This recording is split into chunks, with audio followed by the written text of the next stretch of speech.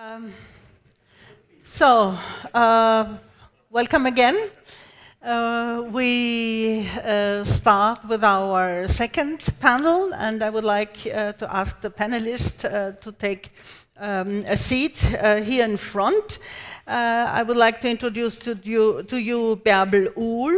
She is researcher and coordinator of projects like datACT and also the co-author of the book, which you should all know and all look at, Routledge Handbook on Human Trafficking.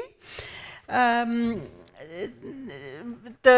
sentence she provided for this discussion is data protection as human rights strategy. Big data, measuring global human trafficking in real time and the challenges to privacy of migrant workers. So I think this is one of the issues, the important issues we certainly will have to discuss in depth. Then I would like to ask Klara Skrivankova from the UK, and she's the senior private sector advisor at Anti-Slavery International, the organization Anti-Slavery International, and responsible for the program in the UK, but not only, but also for the European program, and she's manager there. And her main quote would be, or sentence would be, human trafficking for labor in a network society. So we are going to focus on trafficking for labor exploitation, the nexus between technology and vulnerability to exploitation. I think a very important issue, because this morning we spoke much about sexual exploitation, this afternoon, in addition also to trafficking for labor exploitation. Then I would like to ask Livia Wagner to take the floor. She's the coordinator of RESPECT. This is a project called the Responsible and Ethical Business Coalition Against Trafficking. So we are very interested to get to hear more about it. Global Initiative Against Transnational Organized Crime. The Tech Against Trafficking Initiative by Microsoft, Nokia, British Telecom, and Salesforce. So we are really interested in knowing how they come in, what they do, and whether it's just making money or whether they also contribute something meaningful to anti-trafficking. And last but not least, we have Zuzana Vatralova. She's head of IOM, the International Organization for Migration, in Bratislava of Slovakia, and among many other things, she was responsible also to produce an app, and we called it What's Up? What's Up? Yeah, so welcome everybody, thank you very much, and I would immediately ask Bärbel Uhl to give us an introduction, and then we continue. You can also come here if you wish.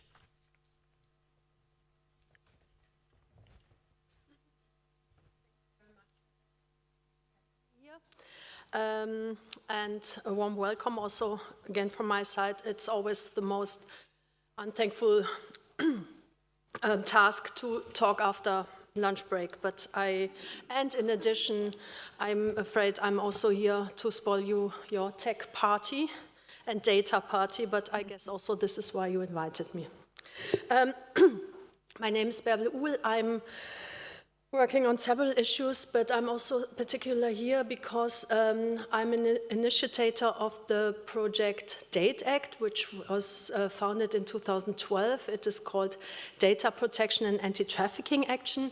And what we try to do with our partners, KOK and La Strada International, that we did data protection training for counseling centers working with trafficked persons in Europe, because we found out that a lot of personal data of victims of trafficking has been stored, has been transferred internationally, and we tried to kind of develop the tool so that counseling centers are more trained to do data protection counseling with their clients, but also that trafficked persons are getting an understanding of their right as a data subject or their right to privacy and the whole set of rights they have as a data subject. So we did a publication on this. I can only highly recommend you. It's still very up. It's from 2014. You can also get it online.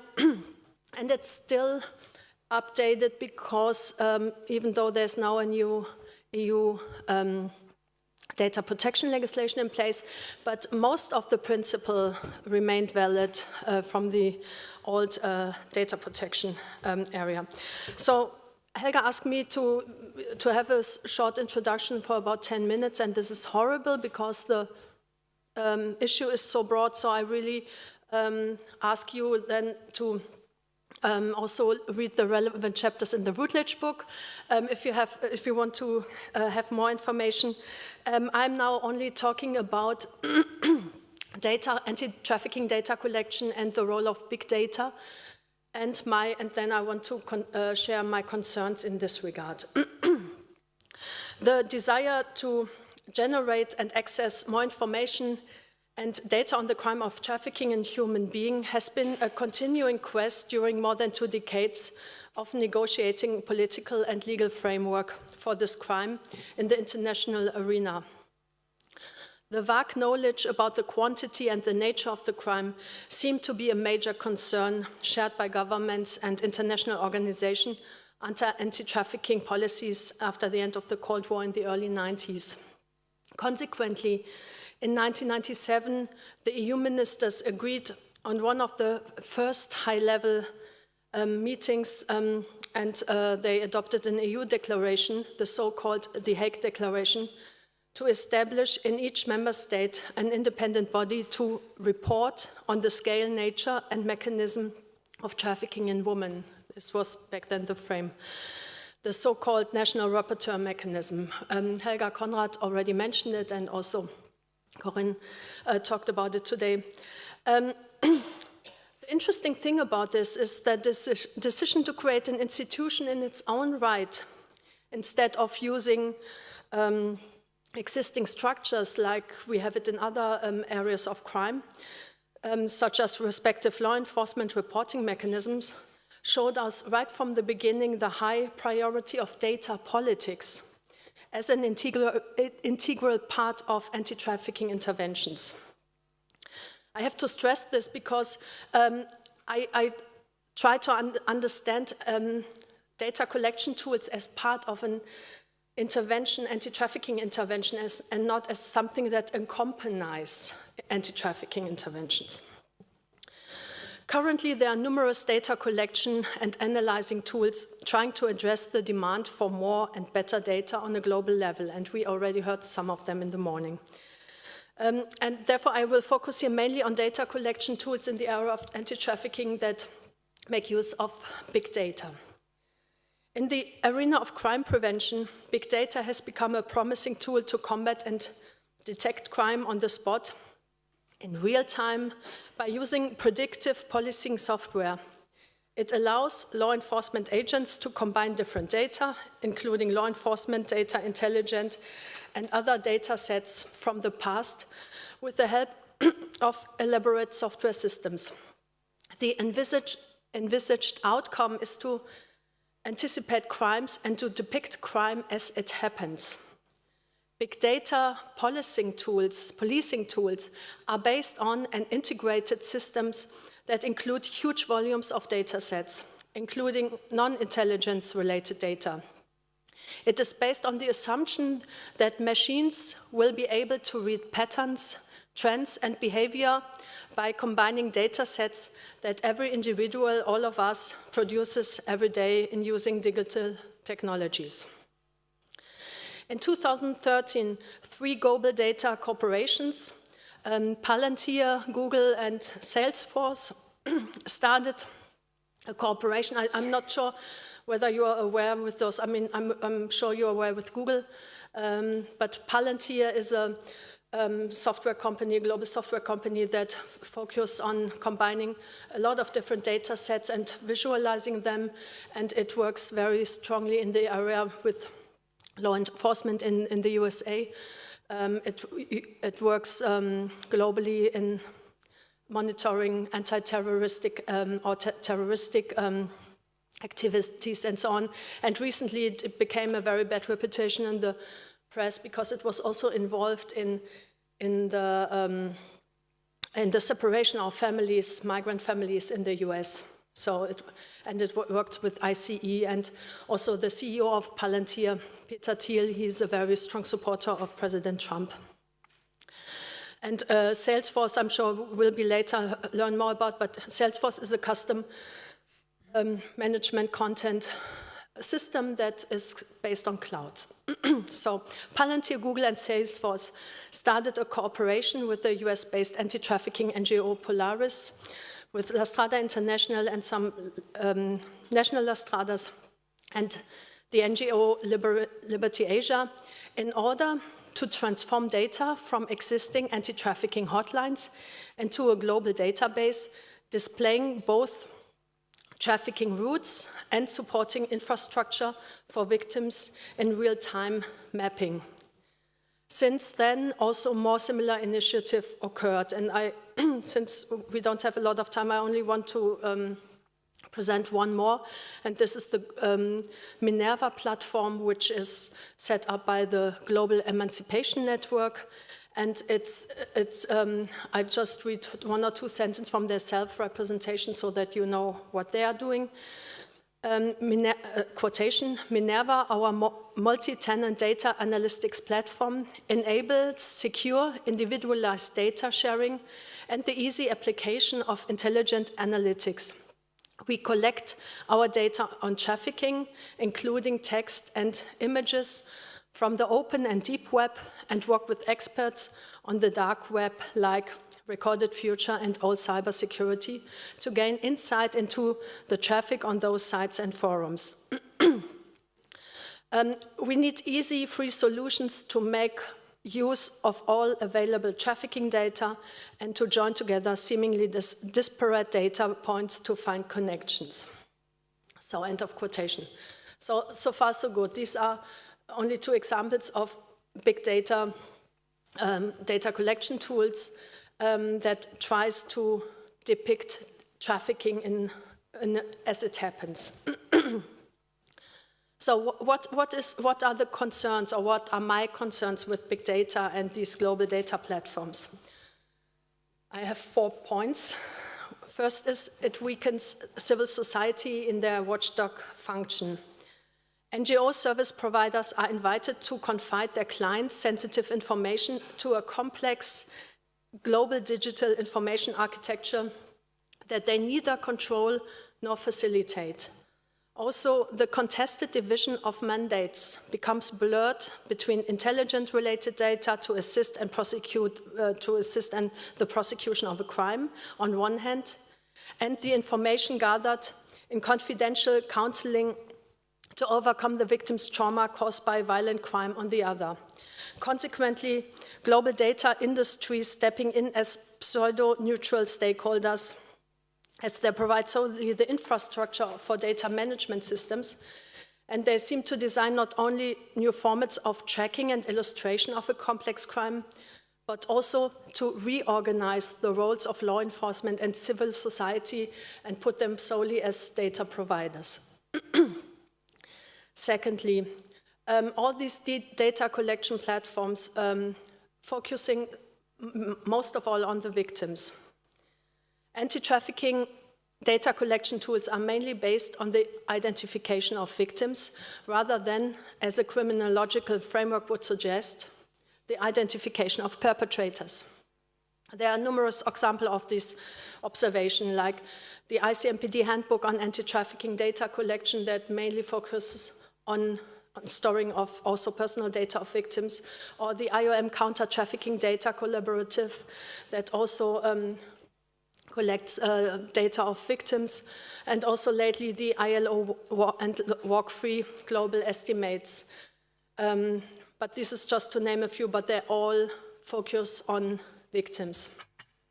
This is in stark contrast to other criminal narratives, including anti-terrorism measures that focus solely on potential and suspected perpetrators as the driving force of the crime. Estimating global numbers of traffickers and facilitators of forced labor or slavery-like practices takes here the backseat in trafficking. The victim of trafficking is at the core of global datafication. That leads to surveillance techniques on marginalized populations. People are registered, personal data are transferred, but also, like you see it in Germany, there was now introduced a mandatory registration system for all sex workers in order to prevent them becoming victims of trafficking, but it's a huge violation of their privacy. Third concern, all those platforms lack of human rights data.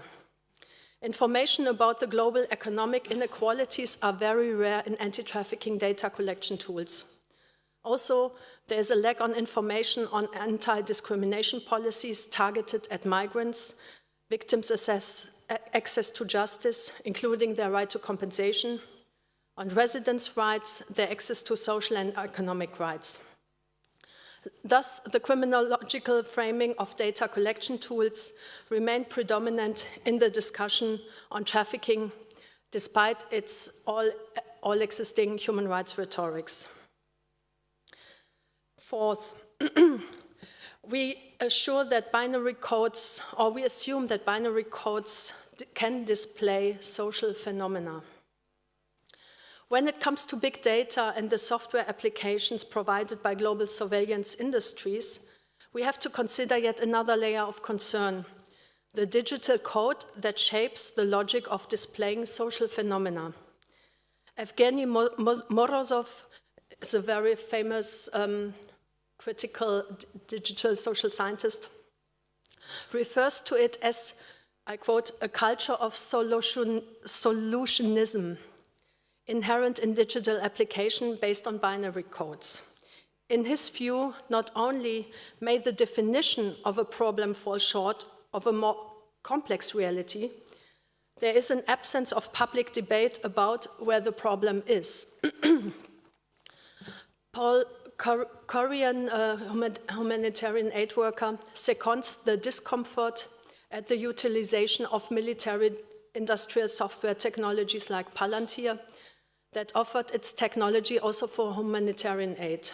I quote him, "Technology is often viewed as neutral, and it's marketed to us like that. When it comes to software, there is an assumption built into code. The assumptions of the intelligent community are not our assumptions. Humanitarian principles should translate into a concern about military industrial surveillance and its providers," end of quote. Finally, using big data technologies to assess the crime of trafficking or other social criminological phenomena is never a one-way street. Processing data, including personal data about presumed victims into globally applied software clouds, contributes to an accumulation of yet new data sets that can be endlessly combined with unrelated data and interpreted in different contexts. Thus, the power of surveillance of every individual is growing without the possibility to control the data and its interpretation, as the providers and owners of these software applications and ultimately the owners of the data are private businesses, and they are not very known to be very transparent and open about the usage and storage of the data, to say the least. I conclude, data collection on human trafficking is not a neutral concept, but needs to be understood as an anti-trafficking intervention tool that may result in violation of human rights of marginalized populations. Data on human trafficking, including the use of big data, can be easily transformed into surveillance techniques. for example, like restriction of freedom of movement, or it can contribute to further stigmatize migrants and other marginalized populations, including sex workers. A human rights approach to anti-trafficking data collection tools should encourage narratives going beyond a criminological framework by including all the complexities of the social, legal, and economic realities presumed trafficked persons and all migrants face. Thank you very much. Thank you very much.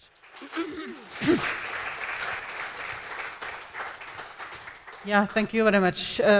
We are going to further discuss that, of course, but we know, I mean, data collection was never, even in our modest ways when we started, it was never neutral, it was always a means of, for interpretation and for policies, etc., etc. So, and with this big data, it's even more difficult because, as you said, no transparency, no coming back to those, from those where we take the data, etc. So I think this is certainly something of interest for you, and we are going to further discuss that. I would now like to ask Klara Skrivankova to take the floor on, with a focus on trafficking for labor exploitation. Yeah, please, you have the floor. Thank you. Well, if I say network, what do you think about? Think for yourself. I'm not going to ask individually. And then try to ask the same question to someone between the ages of, let's say, 10 and 25. And you'll find that there is a very different perception of what network is, often depending on the age, but also depending on where you come from in a particular geographic region. And not just a country, but a region within a country. And that's something that we really need to think about when it comes to talking about technology and how technology is used or can be used to, for example, facilitate safe labor migration and improve the ability of people to migrate safely across the world and to avoid situations of forced labor. Now, there was already quite a few apps mentioned, and the whole discussion about apps, and we will see an app. So I'll try not to focus on that very much.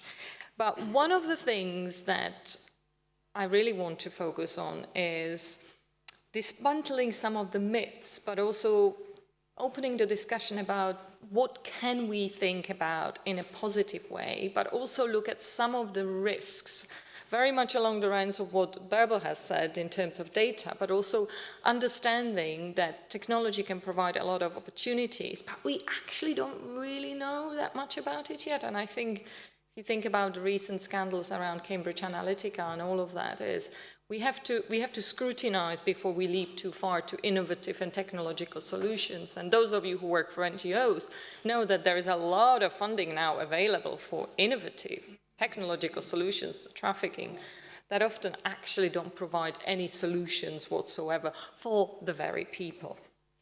Now, wouldn't it be great if you could achieve 100% transparency by knowing not just who and where the product has been made, but see it being made live and see the working conditions?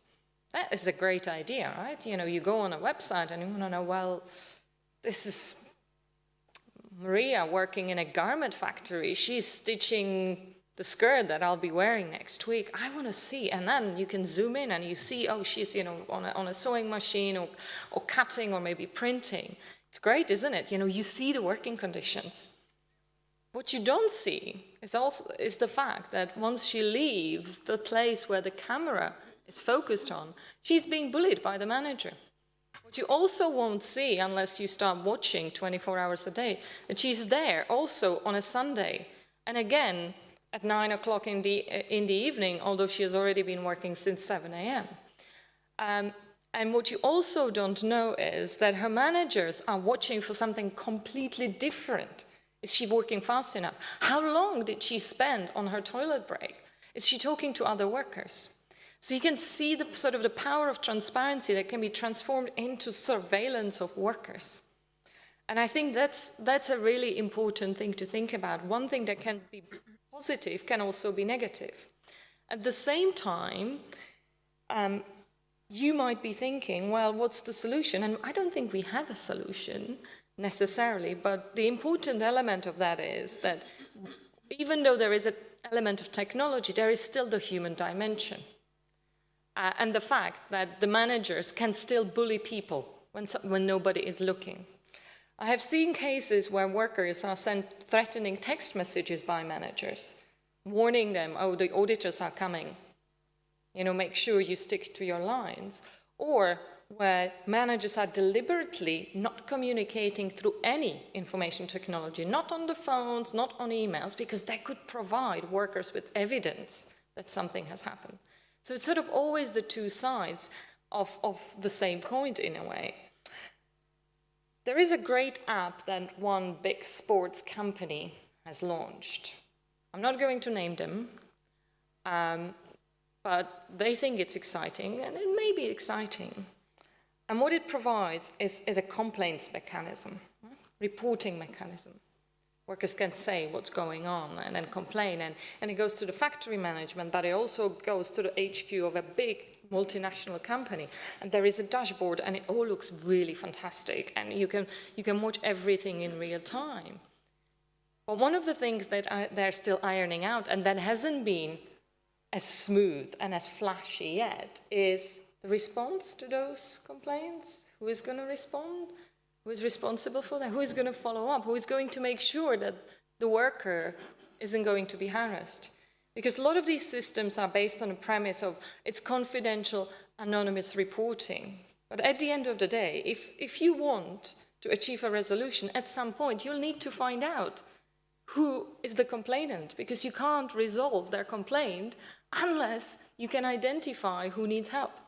So there are all these caveats that are behind all of these solutions that are often not asked, because first we get excited about the app, and second is the question, what does it actually achieve?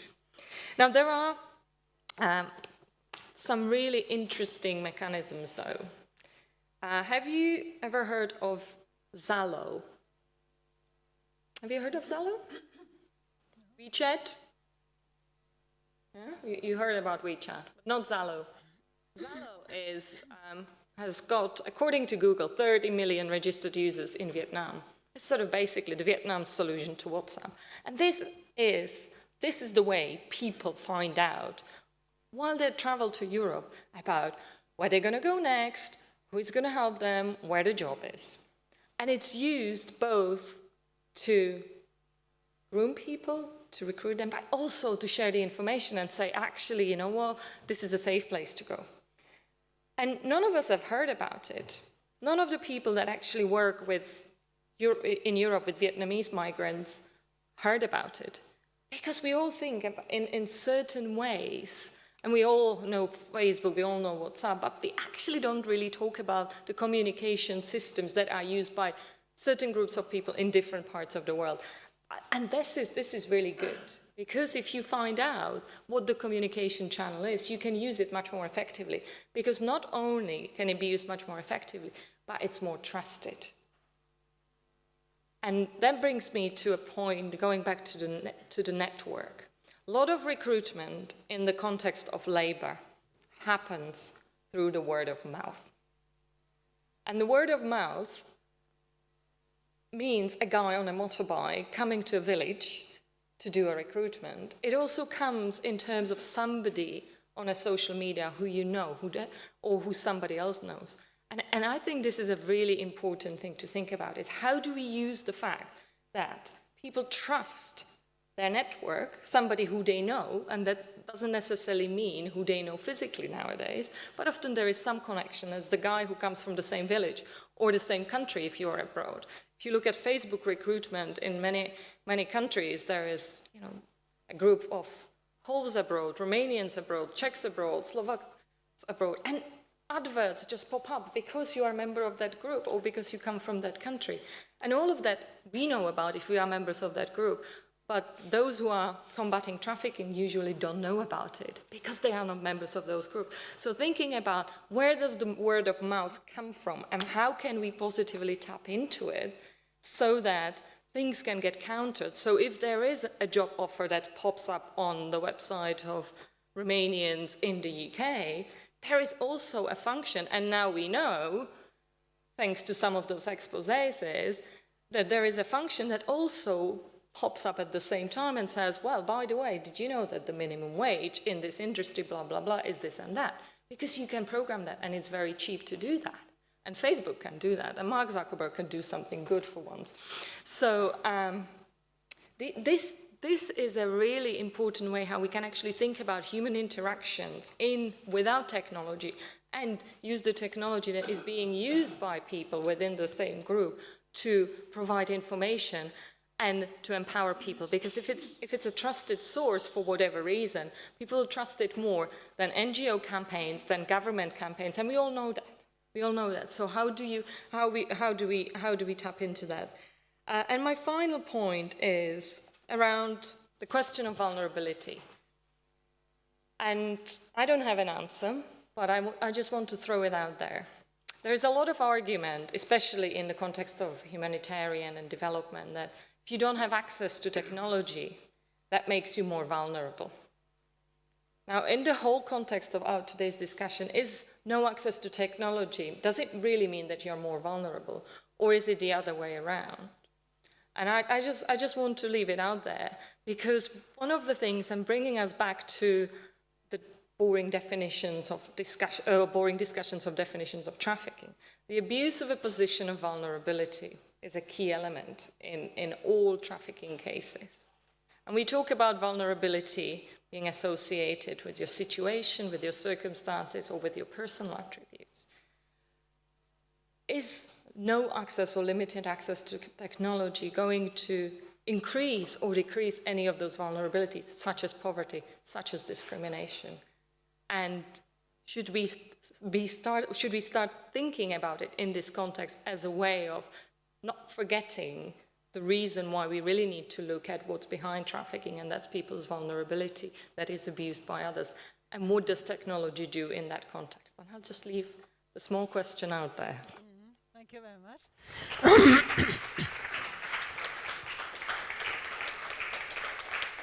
Yeah, absolutely. I think we should go thinking in this direction, and we will discuss it a bit further later on. So I would now like to ask, you can say, I don't know if you wish, Livia, yeah? Livia Wagner. She, as I said, she's the coordinator of a project, Respect, and you tell us a little bit more.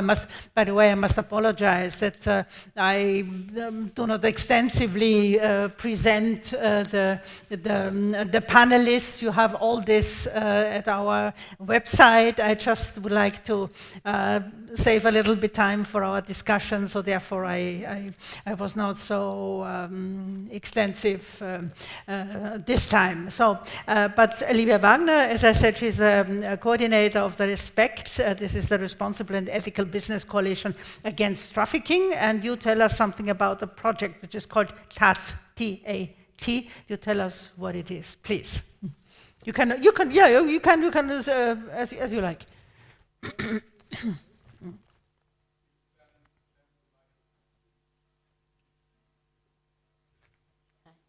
Okay. So, first of all, hello everyone. My name is Livia Wagner. I'm coming from the Global Initiative Against Transnational Organized Crime. We are a think and do tank based in Geneva.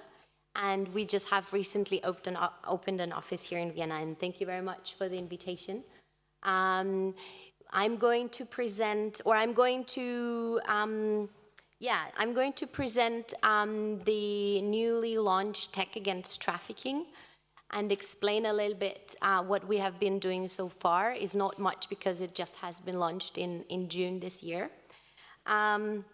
The Global Initiative, along with IOM and a US-based business school, has been appointed as the research lead.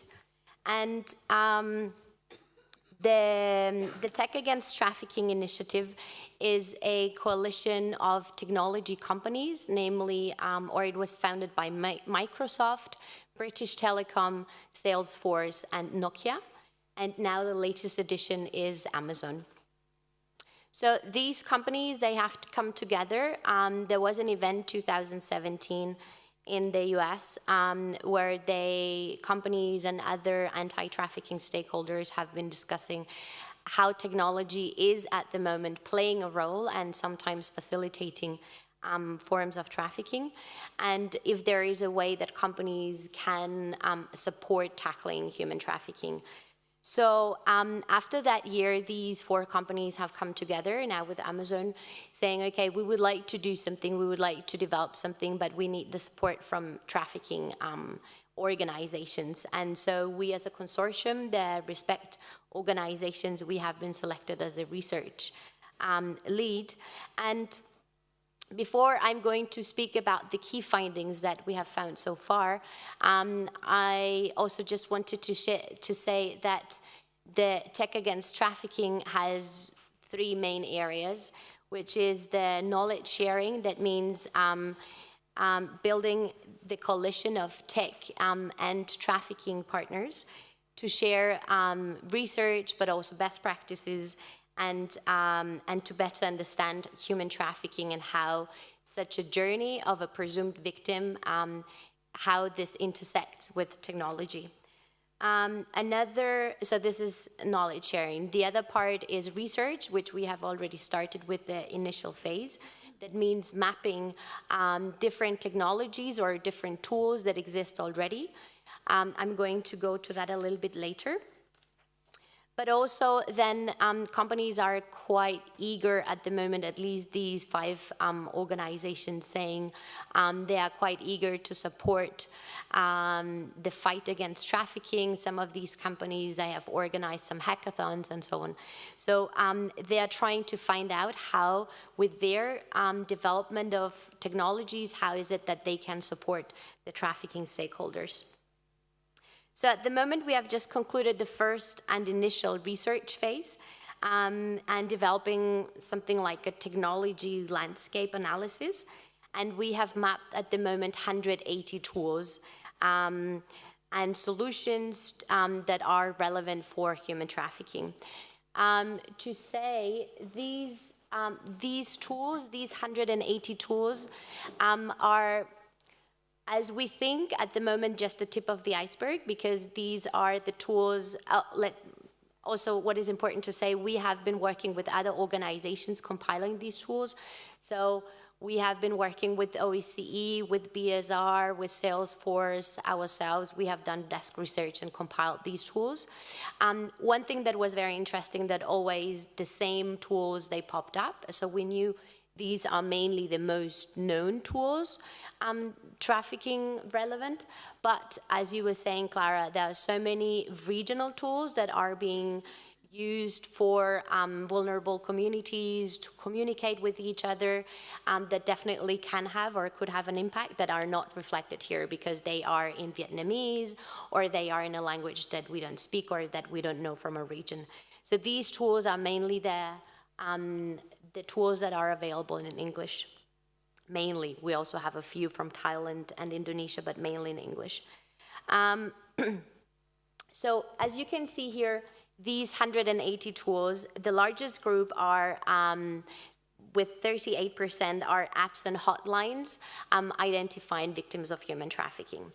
The second largest group is having 17 and 14% are tools related to corporate provenance, transparency tools, and corporate risk management tools, meaning that already 31% are addressing corporations and responsible supply chain management.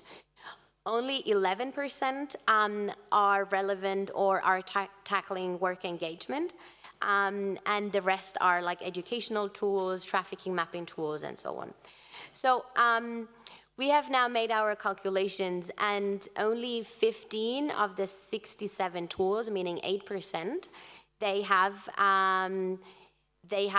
the potential victims or presumed victims of trafficking as target users or target beneficiaries. So the 38% that I was referring to, it seems quite high, but these tools are just relevant for trafficking victim assistance. That means already organizations that are in touch with presumed victims of trafficking, but not in touch or not relevant for people that are in a precarious situation or at the risk of being trafficked. So there is a very low number to engage directly with people of trafficking. The second chart that you see is the type of trafficking. So the ones that we have found is 36% is covering all the different forms of exploitation, 21% on labor exploitation, and 15% on sexual exploitation. So 36% is also a quite high number to for not having a specific focus. Here we have divided in target users and target beneficiaries, because obviously this is something different. So, but in both charts you can see that businesses are top number one for target beneficiaries and target users. And potential or victims of trafficking are target beneficiaries of 40%, 40. And law enforcement only 11%, and communities in general also 11%. Just the last slide here on the geographical focus. As you can see, the majority of the tools that we have identified, but again, this is related also to the language, are coming from the Northern Hemisphere. So that means North America and Europe together are 55%. Whereas the other regions like Asia, Africa, the MENA region, Americas are only 23%. Global versus regional, most of the tools, they have a global focus, and only 35% have a regional focus. But we feel that it's from utmost importance to focus more on the regional level. So yes, this is my very brief presentation on the tech against trafficking. I'm very happy to answer some questions on the tools. Yeah, on the way forward. At the moment, and I think this is very significant for the tech industry at the moment, everybody is very excited. Everybody would like to do something, but we have had our first strategy meeting, and we have presented the numbers of the first research, and companies are eager to do something, but they're not quite sure how to do it. So that means at the moment we have to bring technology and trafficking stakeholders closer together, so that we, the trafficking people, know what technology is able to do, how we can use it, and how it's able to be misused at the same time. And the companies, they have to be much more aware. Like, for instance, they were asking for a journey. How is it that, for instance, a person that is at the risk of being trafficked, what are the different stages? Where is it that a victim, or where is it that technology can have an impact? Because for the companies, they were not sure how this can have. And of course, for us, we know that. But that's what I'm saying. It's very important to bring these two groups together. And yeah. Yeah, thank you very much for the moment.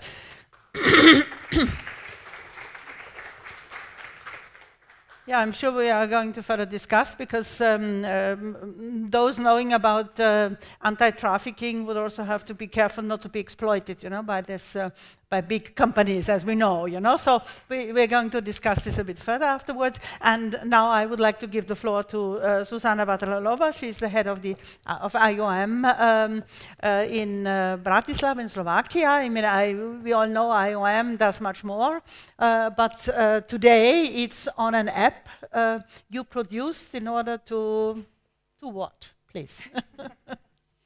Thank you very much. Thank you for the invitation. It is a very interesting event for me, so thank you very much. Not only here to present, but also to learn. I came here to present our application that is aimed actually at victims, and not only victims, but potential victims of trafficking. So from global initiative, We are coming back to very local, very almost individual-based or individual-aimed initiative of drop in the sea, as I understand from today's discussion, but still a very important drop in the sea of preventive application. Just to give you a very quick background on Slovakia, Slovakia is still mainly country of origin of victims of trafficking, in spite of being within European Union, etc. It is estimated that yearly around 200 to 400 Slovaks fall victims of trafficking. Official statistics of identified victims are obviously much lower, but these are our reasonable estimates, comparing numbers of the Slovak embassies abroad and what we see in Slovakia as one of the assisting organizations. Similar situation is in Poland, Czech Republic, and Hungary, to say it very shortly and very generally. So that's why we decided to create new tool how to reach and how to approach potential victims of trafficking. It is usually young people, usually, according to statistics, half men, half women, so it's difficult to say statistical profile because it's 50-50, but it's usually people around their 20s of age. So we were thinking of some ways how to reach them, how to approach them, and how to make them think about trafficking, not teach them what trafficking is, but how to protect themselves of or before falling victims of trafficking.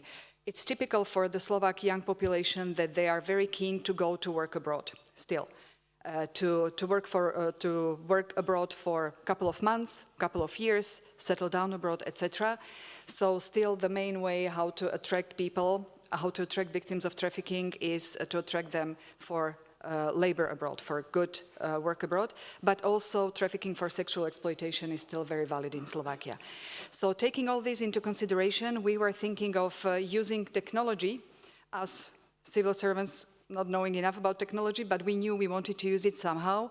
We came up with this idea back in 2011, 12, but back then our estimate was that our target group do not have technology enough, or they don't use smartphones and computers enough for us to efficiently reach them through technology.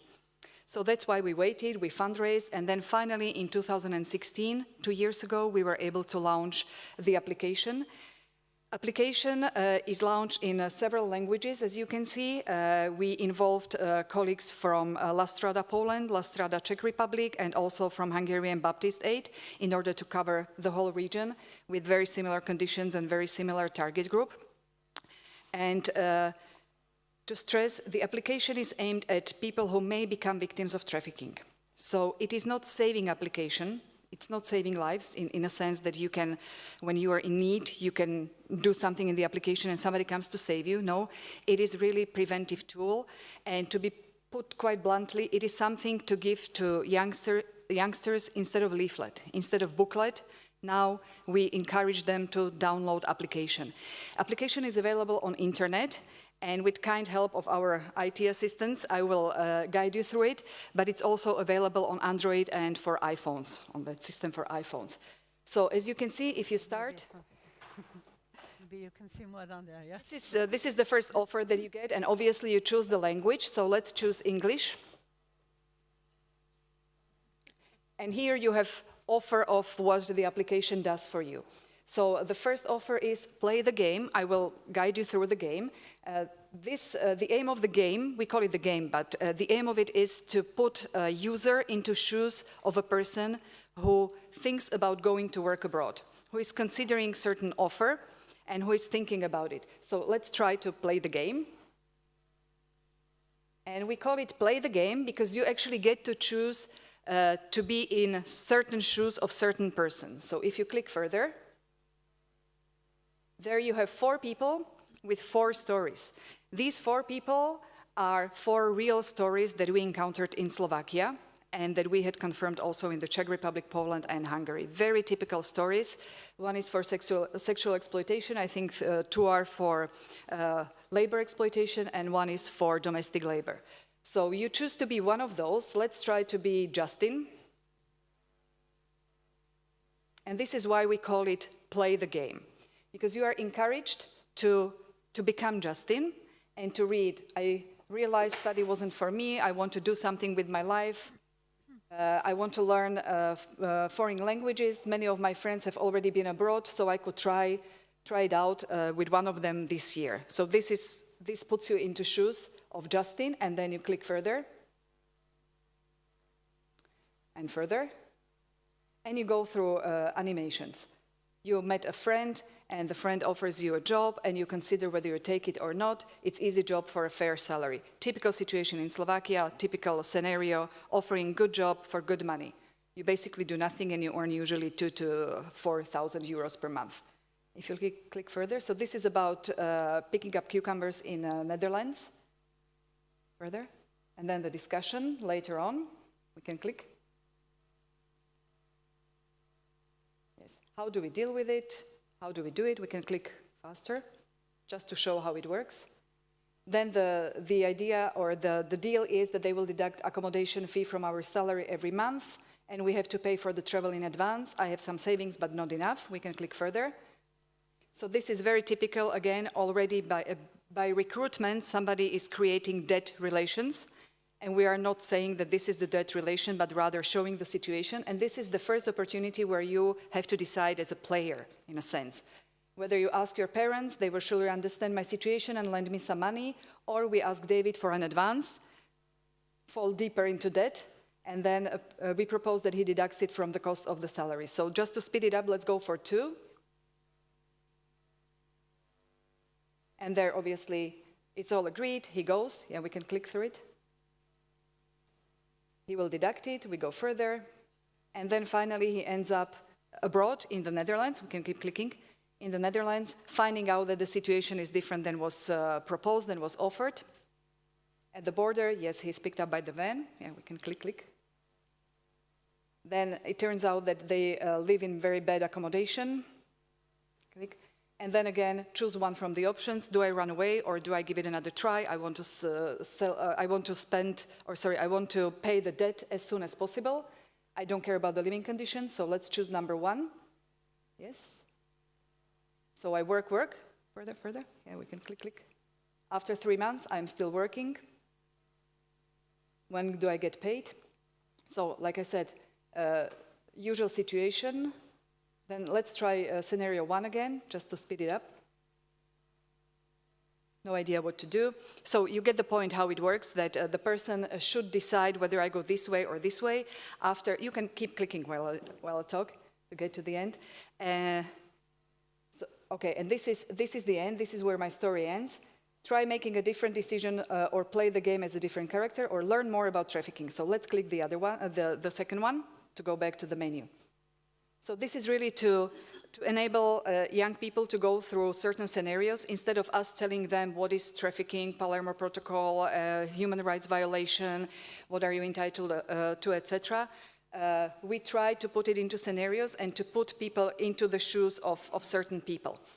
The application, we couldn't resist, so of course the application also contains information about human trafficking, if you can click on human trafficking.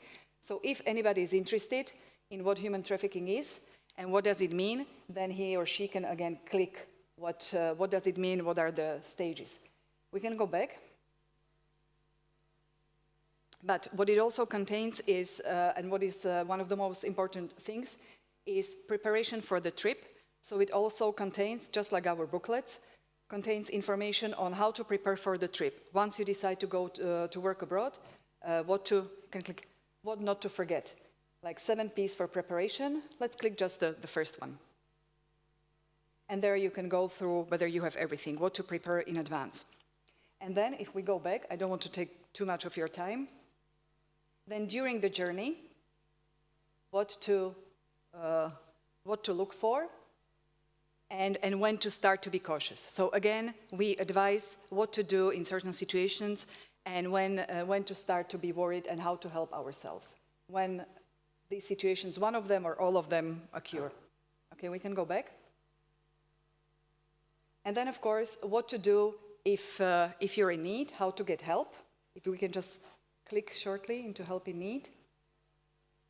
So, really suggestions what to do when you are really threatened. Call 112, turn to institutions, run to a public place, etc. So very practical advice what to do when you need help abroad, not only when trafficked, but in general. Okay, if we go back. And then checklist, before the person travels, you can check whether you really have everything, if we can click to it. So again, very practical information. Whether everything is checked or not, anything missing, and I better come back to this. I don't go through the information because we all know them by heart. Just this is the way how we try to get closer to younger people. Then let's go back. And then finally, we have useful contacts when abroad, and these countries were selected according to our statistics in Slovakia, Hungary, Czech Republic, and Poland. According to our statistics, most of the people are trafficked into these countries. So if you can click random country, and there you would have information that is relevant to potential victim of trafficking.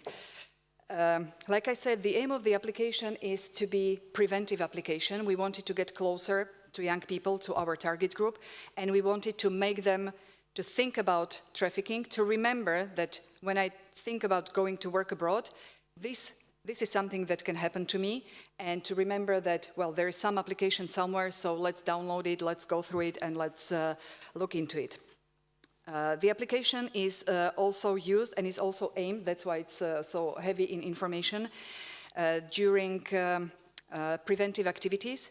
We have our training of trainers module, where we train trainers in how to do prevention. And by trainers, I mean it's usually professionals who may come into contact with potential victims of trafficking, like, for example, teachers, preventive workers, preventive policemen, etc. So this is one of the tools that we offer to them to use either during preventive activities, when they have session, when they have discussions. They can go through it, they can play the game with students, or they can use the application information in it, and they can use it to explain to them what is trafficking and how is it happening, together with the film that they have and other tools that they have for the training, role plays, etc. Or most often, they use it that they encourage students to download application before the session, before the training, and then work with it, or after the training. When we were developing this, we thought we are so cool and we are so modern, etc. But then we started to discuss it with actual target group, people of 15 to 19. We learned a lot, let me tell you. But the most valid advice they gave us was, don't try to look cool. Don't try to look like this is the coolest application ever, because there are millions of them. So just keep it as it is. It's educational. It is boring. It is nothing exciting. Just be fair towards us. And I must say that this is something that has worked. That really young people appreciate that we don't pretend that this is the best application they have on the phone. This is one of those maybe boring ones, but useful ones. What we also took very much into consideration was the advice that it doesn't take up much of the memory. It doesn't follow the person. It doesn't require registration, doesn't require anything. It is not connected to parents whatsoever, nothing. It just stays there in their phone and is available offline. So if they go abroad, if they don't have prepaid data, they usually run on Wi-Fi. This stays in their phones, and simply it is there available to them. So our aim is that people who can use it, just remember that there is such an application, have it in their phone, and in situation when they can use it, so that they use it. And you were very right, Professor Sharapov, when you were saying that applications are being downloaded, a couple of hundreds, and nobody uses them. We are very much aware of that. And this is probably one of the 250 applications that you analyzed. But for Slovakia, a couple of hundred, it's already good enough. And what we also learned from the very beginning, and we were warned, and it's really true, it's fine that we have application, but we have to constantly work with the application. We will never be able to promote it by itself. It's not that type of application. So this is another kind of lesson learned for us.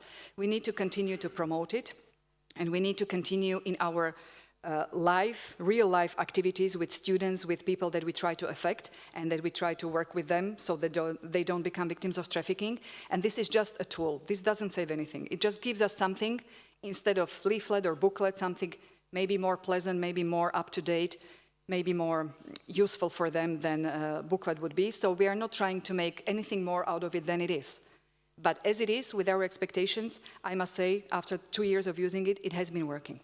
In a small country like Slovakia, you can nicely see whenever there is a training, in Google you can see that number of downloaded applications rose. Unfortunately, we immediately see how many people immediately deleted it, because there is such a function that you see that, okay, 200 downloads, but then 100 deleted, but 100 stayed, which is hope. We cannot change their lives, but we can help them to change. And my last comment would be to you, Klara. Is technology empowering? I'm a strong believer that it is empowering. I see it in migration field with technology. By technology, mind you, I mean phones, applications, and being able to have access, easy access to information. So from that point of view, I'm a firm believer that it does help and it does empower. But you were right in saying we need to know how to use it.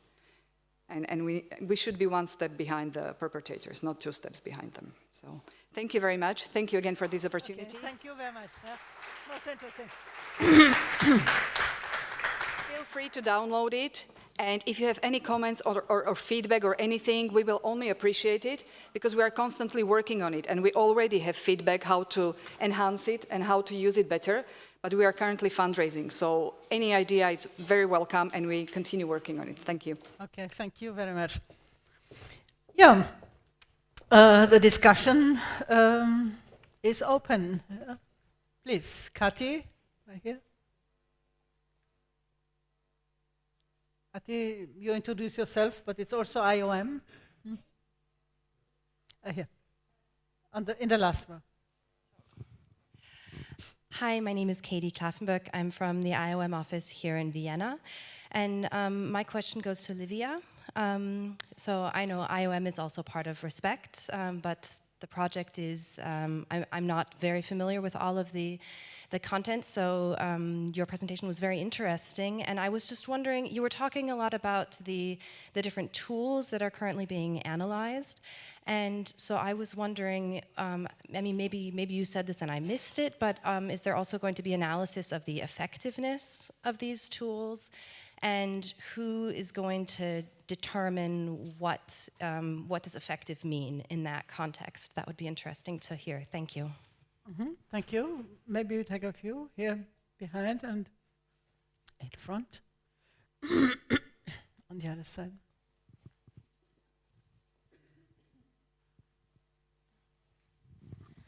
Hello, I'm a PhD student in Brussels. My comment it's just a comment for Mrs. Vatralova. I must say, I mean, Professor Sharapov might know better because you said that you analyze all these applications, but what I see so far from the use of technology on human trafficking is that it's always, mostly, not always, but mostly targeted to identifying victims rather than prevention. So I think it's very refreshing to see an app that's aimed on prevention and not on rescuing, let's say. But my question would be, besides the training you give, how do you manage to reach the target groups? Is it mostly through the trainings on, you know, almost face-to-face basis that you encourage people to download the app? Or do you manage to go, as you said, on the networks of the target group and then reach them through that means? Thank you very much. Please pass it on to your neighbor, the micro, because it's easier than in front. Helmut Sachs from the Potsdam Institute of Human Rights, and I'm also a member of CRETA, the Council of Europe monitoring body on trafficking. I have a question on the panel. I'm wondering, to what extent, when you work with companies on trafficking, to what extent does it matter this, as it has been mentioned before, complexity of trafficking as a phenomenon, that it is a very difficult concept, that there's still a lack of conceptual clarity in so many ways, that we still struggle to make a distinction between what is exploitation, what is trafficking, especially when it comes to children. I would not be surprised that companies working in the context of supply chains would have a stronger focus on labor, trafficking for labor exploitation. Others might have one on sexual exploitation. And all of this might have an impact on what kind of data is collected. Also this question of that victims can become perpetrators also under certain conditions, which adds to this complexity and also concerns for data protection and privacy. So to what extent is this a topic also when you, for example, Livia, work with companies and assess what kind of tools are available? What is the understanding of trafficking from those companies actually? And to what extent has it an implication on the responses then? Is here in front. I forgot. Sorry, I must apologize. I forgot once again your name. I'm not sure of it. Would you just go? Please.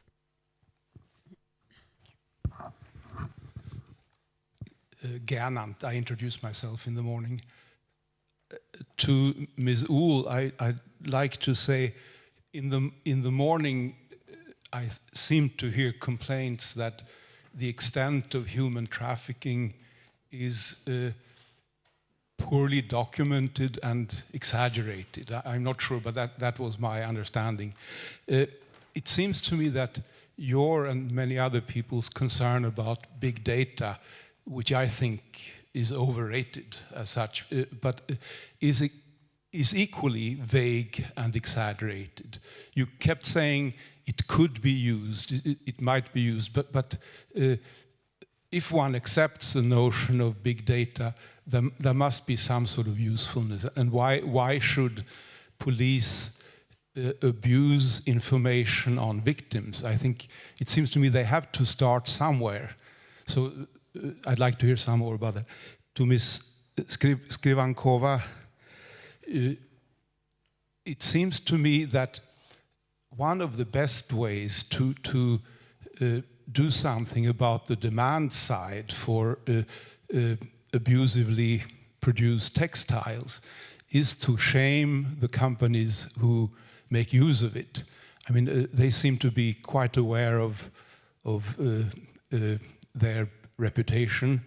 And of course, as a group, they don't feel threatened. But if you pick them one after another, it seems to me that you could achieve something. And therefore, my question, you mentioned a big international company which has this big black hole of a reporting system in the form of surveillance cameras in the factories. Why not name this company? I would suspect that this is not private information attained during your very clever research. So why not name it? And others, of course. To Ms. Wagner, in your graph, which, by the way, is not very easily readable, but that's not your fault, you showed that businesses were among the biggest group of beneficiaries of technology methods. How is that? Is that in cybercrime generally, or is it really to do with human trafficking? If it does not, it seems like a distortion. Also, marginal question, is Salesforce the name of a company, a technology company? And to Ms. Vatralova, you did say at the end of your speech that your app is working. How do you measure if it's working? It seems to me your measure was if it stayed, to what extent it was up or downloaded, and to what extent it stayed there. I mean, it works to me means something else in the form of reducing emigration to abusive jobs. Okay, we'll see. Behind if you take too many questions, no one will remember what they were in the end. Yeah, we'll see. Please. Thank you. I would like to stress on that, Klara, what you said on, and combine it with the app, what you said on trust. Yeah, there is the network, which is depending on the region, there's different technologies used. And we also know that, for example, the Nigerian women are using one technique to communicate with each other. And what you mentioned in your app, because it was the personal recruitment. The French gives you an idea of a good paid job somewhere. And this is what we also discussed quite often. These networks are used can be used as a positive reference where you can look for help. Where can you go, where you can find a job? And it's as well used to trap the people into a confident relationship. And my question mark is, since ever, how can we work with that? Because trust is something what I appreciate that what we are having, and it's a social relationship what I think what is important. And once we tried to use also Facebook in this sense to intervene in these national networks of people who know each other. We tried it with Romanians, Romanian women working in the care industry. So knowing that some of them are there in a quite good working conditions and others not, and that they're communicating with each other, even to support each other, to replace each other in jobs. And we put an ad, we did it as we entered the network via an account, a personal account, because if not, you can't enter it, blah, blah. And then we put the ad there, don't let yourself be exploited, with a link to our webpage. 2 days afterward, it was gone. It was already deleted by that ones organizing these networks. Mm-hmm. Okay, then one more, and then maybe we have a round on the panel. Thank you very much. My name is Benjamin.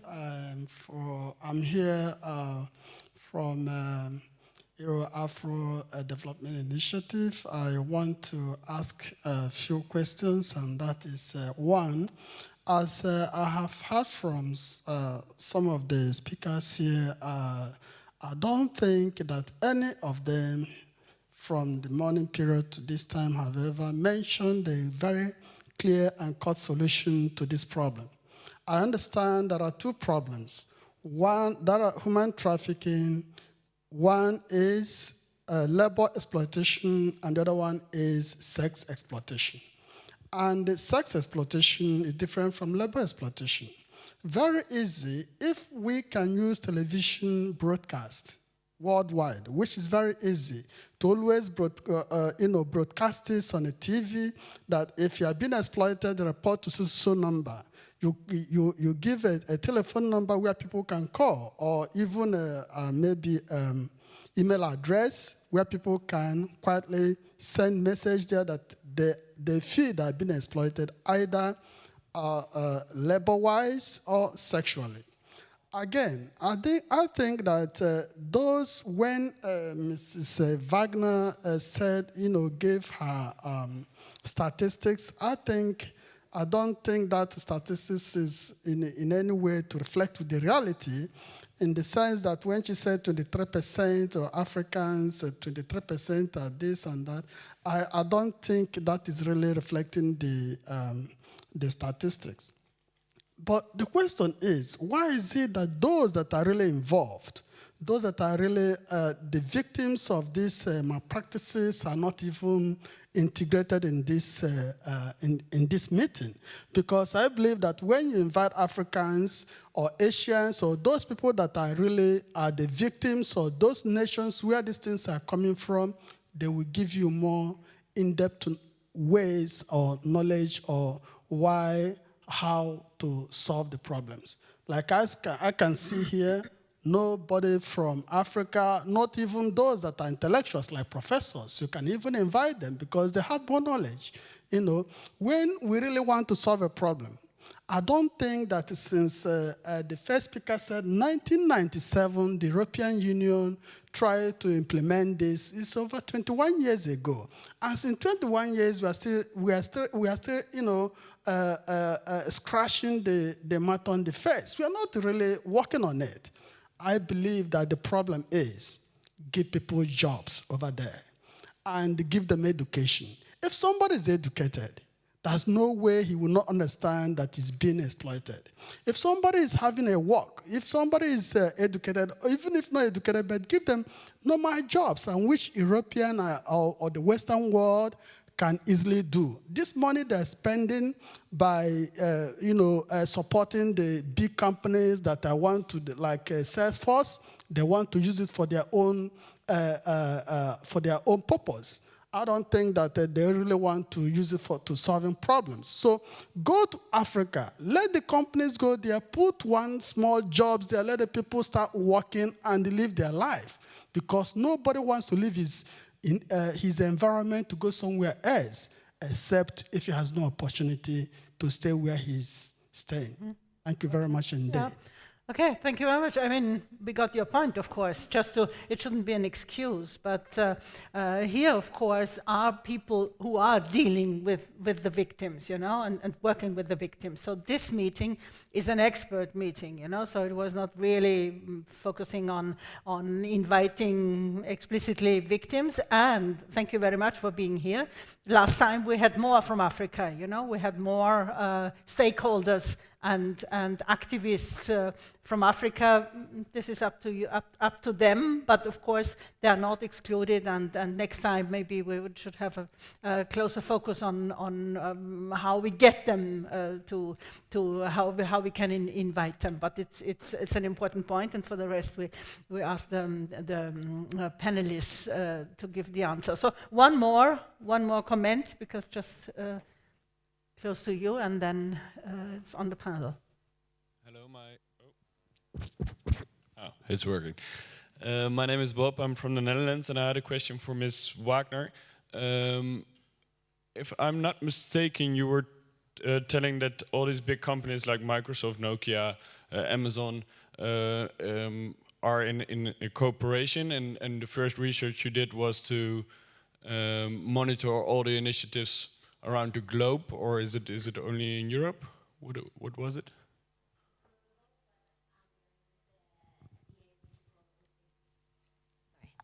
There is the aim to go a little bit more on the regional level, but at the moment this is just global. Okay, and are they supporting like the best initiatives with money or with knowledge as well? Because I mean, there is so much knowledge and expertise and money in these big companies. Are they picking out the best initiatives to help us, or not at all? Mm-hmm. Okay, so we can start the round on the panel, please. Yeah, just go ahead. Okay, then I will just start with the last question. No, the companies, they're not supporting any of these tools, because we have been doing desk research in cooperation with other international organizations or other organizations. We have been doing the desk research on which are the tools that are being used to tackle human trafficking.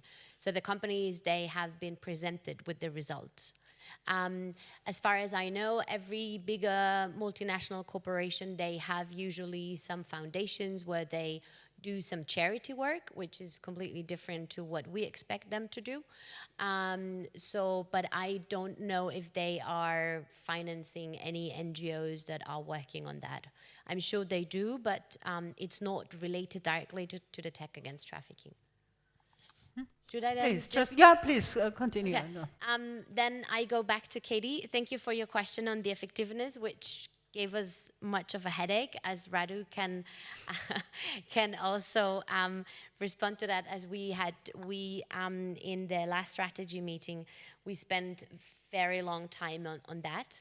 So the effectiveness is a huge issue, because this is just now compiling like the benchmark data. Sorry, okay. This is just looking at the benchmark data, but of course, looking at the effectiveness is a completely different story.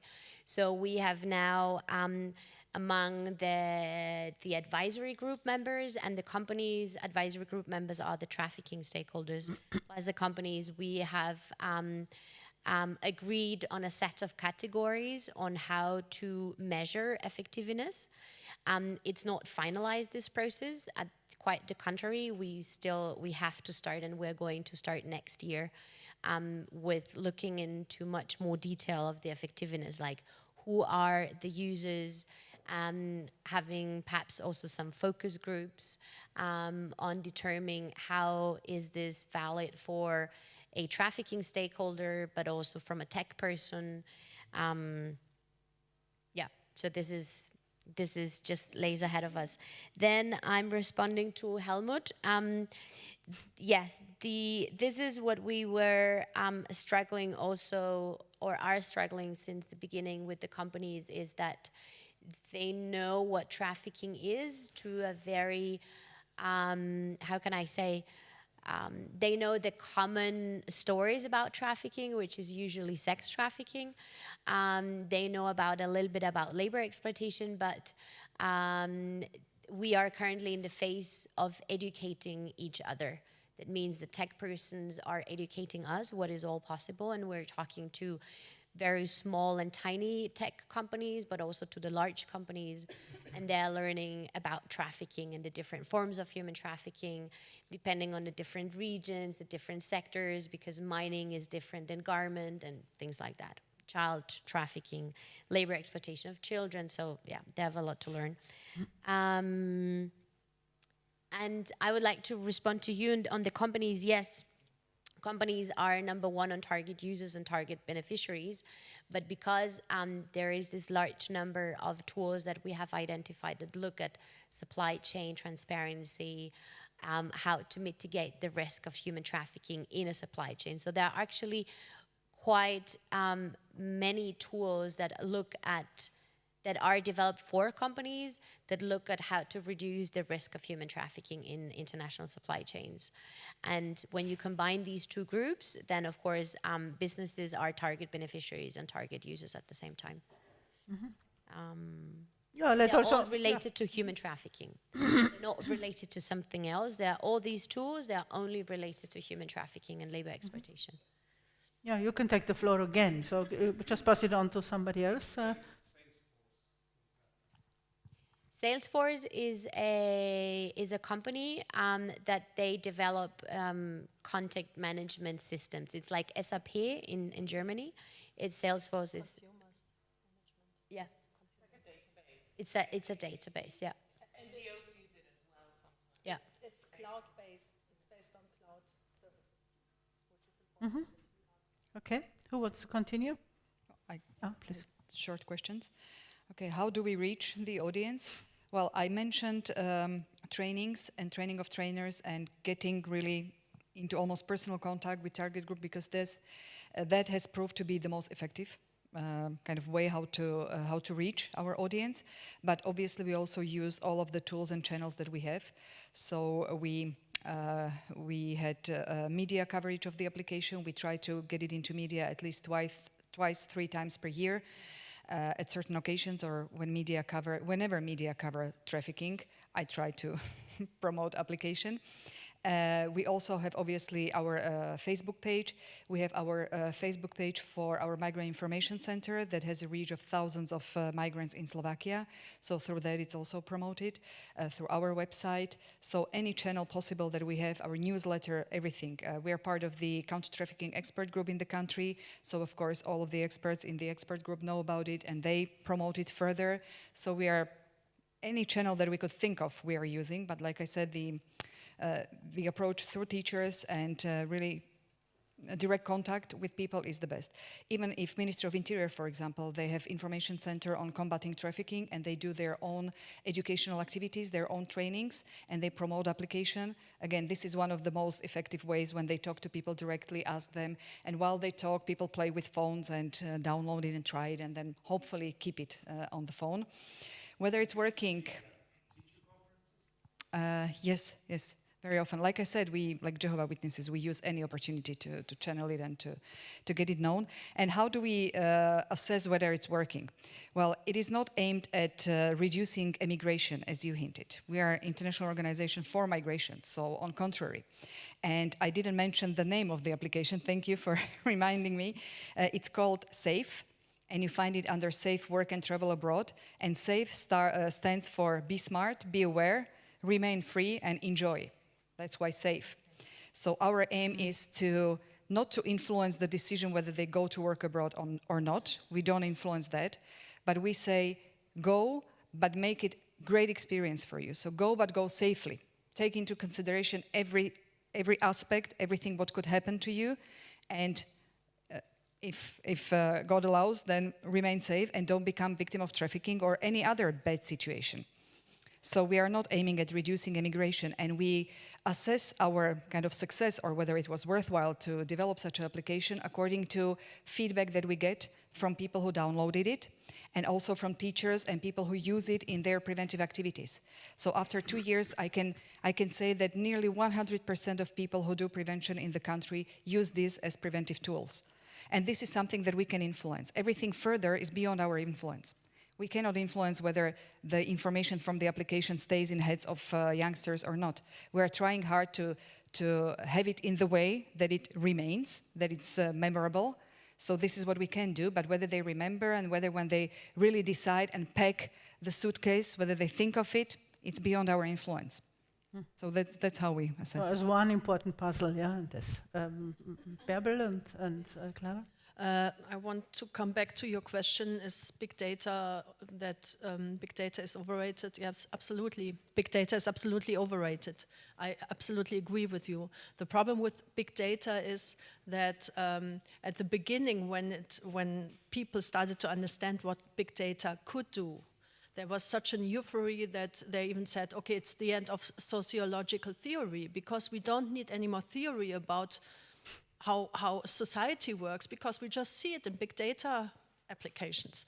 Of course, that is not true, but the big threat with big data is, most of all in the anti-trafficking world, is that people confuses their database with what is really going on in the world. They think, okay, but we now collected all the data, and according to our evaluation, this community should not now be trafficked, or this is the profile of a presumed trafficked person. And so it is seen as if this is the reality, but the reality is actually what's going on in the Mediterranean Sea and in the refugee camps, which nobody connects to trafficking, and everybody keeps silent. This is what I tried to say in the morning, that this is the knowledge that we have, but nobody acts upon it. And to your second question, do police abuse data of victims? Absolutely, they abuse it, and we see it. It's documented, and this is the big risk. Therefore, we did all this data protection training with trafficked persons, but also with counseling centers. It's not only that since identification was invented in the anti-trafficking framework, which actually is interesting, it was quite late. It was only in 2002 with the UN HCHR principle of human rights and human trafficking. That it was the first document that entailed identification. You don't find identification in the Palermo Protocol, for example, because everybody, also in the Hague Declaration, everybody always thought, oh, when we have all these great victim protection provisions, trafficked people come to us and they seek help. And what happened? No, they didn't. They didn't come. They didn't show up. It's still that the official number of trafficked people who actually come to protection mechanism or are identified is much less than the estimates, the global estimates. So therefore the identification was invented. But identification is a very, very tricky term. And if you, for example, put into an internet search machine victim identification, you find only results of dead bodies. It's the only crime, actually. Trafficking is the only crime where we have procedures to identify victims, because in all the other crimes, victims of crime come to look for help. So therefore, it is a very restrictive, it can be a very restrictive measure, identification, and also the storage of personal data of victims. So here we have to be very careful, because it can destroy a future of victims of crime. It hinders people from asylum seeking procedures. It hinders people that they get visa once they were identified as trafficked persons. So it's a really restrictive tool, and there we have to be very careful, and this is where the right to privacy and data protection comes in place. And last but not least, I would like to say that even though I was very much highlighting the dangers of technology, But I would like also to highlight one thing. We were only talking about, most of all, about technology of global corporations like Palantir, Salesforce, and Google, and Facebook, all these really giants who make millions of dollars with personal data of people. Maybe they are not the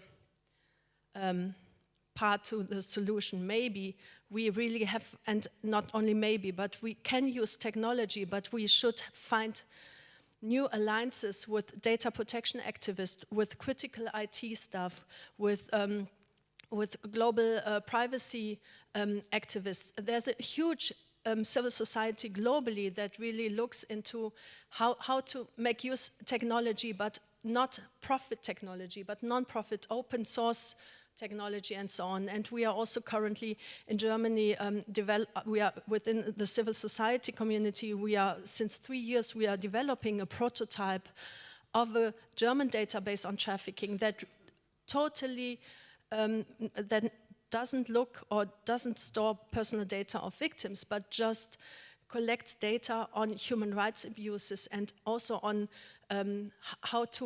on the delay and on the time how human rights actually are implemented for trafficked persons. And we do this also with the critical community of privacy rights technicians. So this is really a very good example how it works, but the most important work there is that we sit together and we discuss about what do we want to collect, what do we want to understand, what are our questions.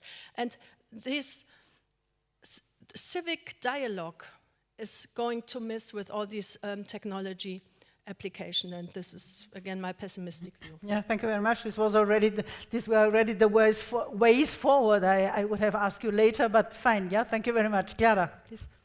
Right, I'll start with Benjamin. Right, I think there is a colleague and a friend of ours who is not here with us Pardon.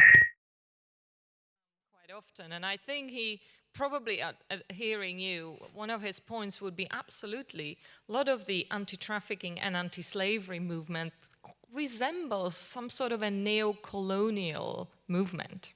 And it's sort of the white people from the West doing certain things to the non-white people in the other parts of the world. And there is a lot of resemblance of that. And, you know, Helga knows we have discussed these things with that colleague and Fred at length. So there isn't a deliberate exclusion, at least definitely not in this room and in many spaces. And a lot of our organizations not only work with colleagues in different parts of the world, but actually have migrants working in their organizations. I'm a migrant from Eastern Europe, as some people would say in the UK, working in an anti-trafficking organization in the UK. So there is a conscious effort to make sure that we, from the human rights field, don't do that. And for example, my organization has a lot of programs in Africa, and we don't set up offices in Africa, in the African countries.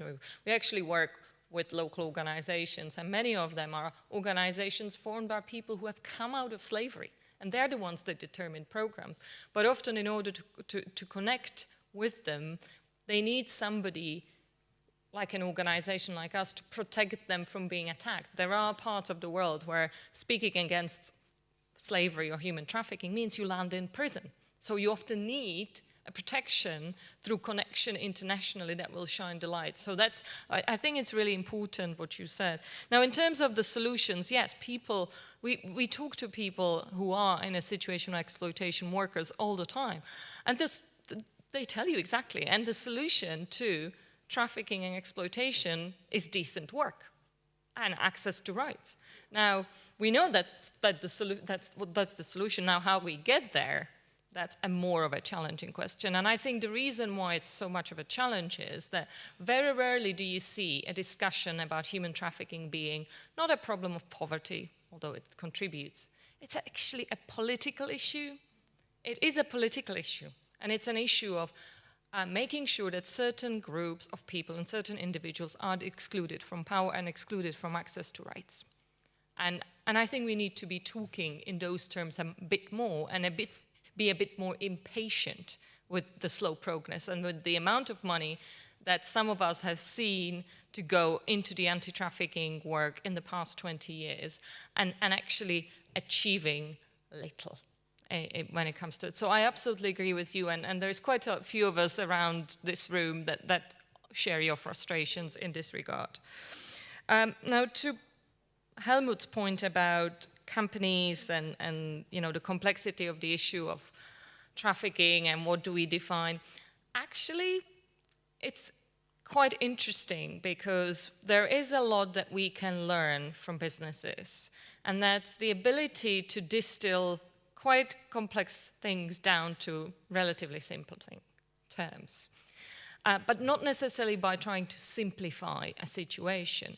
It's a question of, and I have got a lot of conversations with businesses, actually at the end of the day, I don't really care whether the person from a business X knows precisely whether this person fits in this definition or that definition. If they know that this worker is not being paid properly, I don't really care whether they fit in this box or that box. What I want them to do is to do something about it and stop that person from being exploited and make sure that none of the other workers are exploited. And that's a really interesting conversation because a lot of the trainings for businesses that is out there starts with the usual way. This is the definition of trafficking, and this is the definition of forced labor. And after 5 minutes, everybody switches off.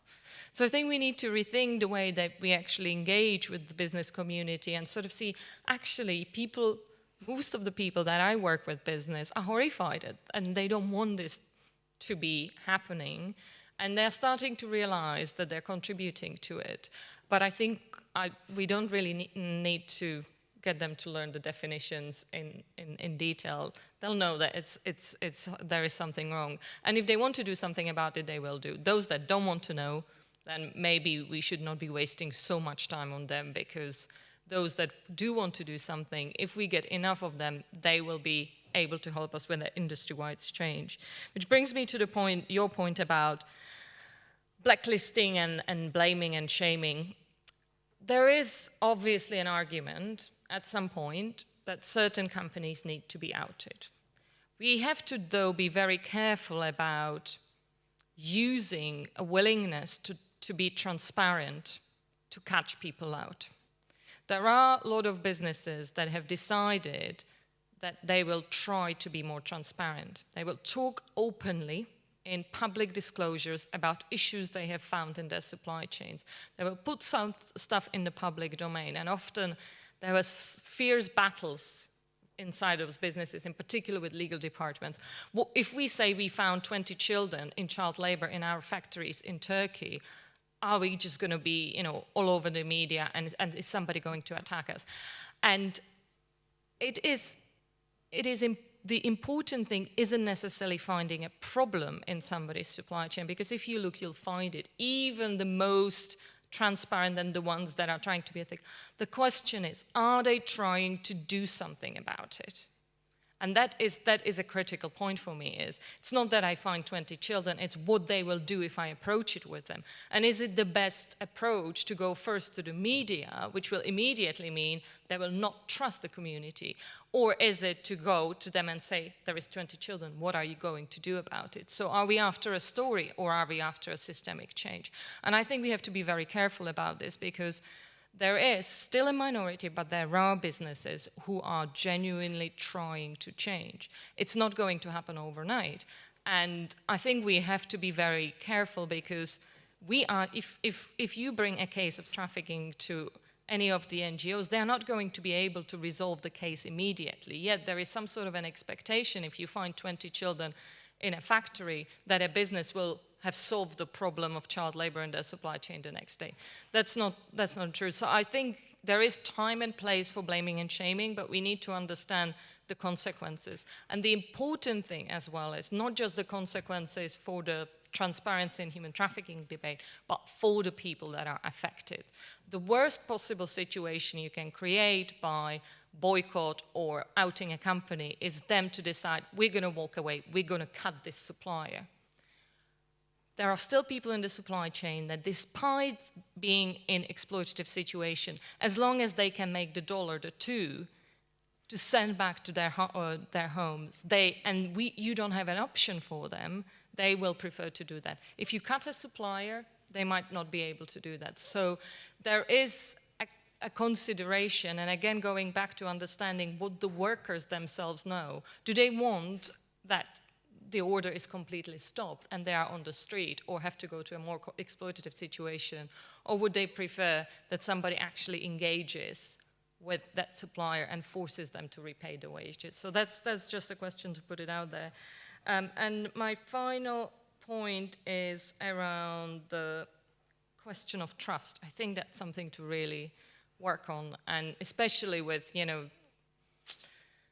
apps and all of that, the issue of trust is still there. And you just reminded me of a case that we were discussing with a colleague the other day, a person who was being advised by a lawyer and being supported through a process, but suddenly stopped engaging with that lawyer and sort of disappeared away from the service a little bit. And she's been out of the situation of trafficking for quite a while, so she was just trying to, the usual. What do I do with my immigration status? And it was somebody from her community told her, oh, there's another lawyer who is one of us, and you just pay £10,000 to them, and they'll sort it for you. And it was the question of, trying to get support, and that's the thing, getting support for free is often the problem, because people are used to having to pay, or they have been educated that if you want to have a good job, you need to pay this person or that person, or often come from societies that unless you pay, you won't get anywhere.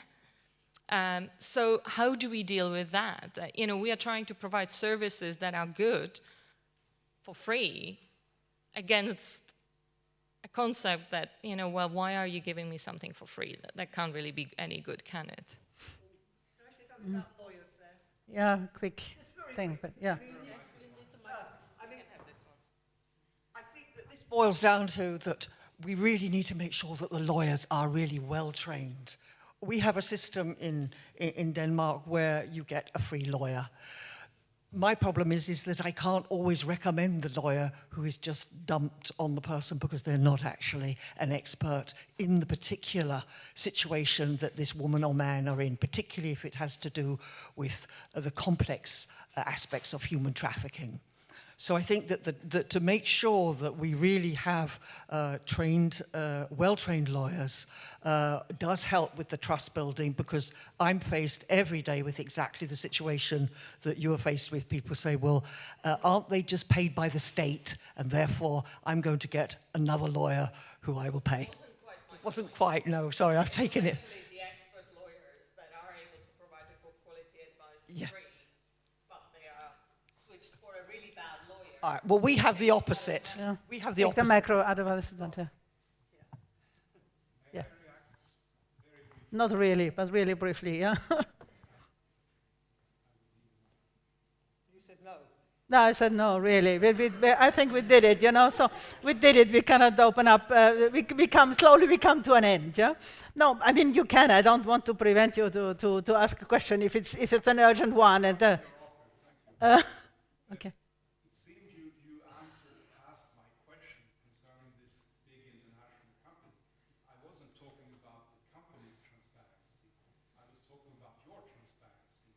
You know that this supposed observation system in your factories is a big black hole.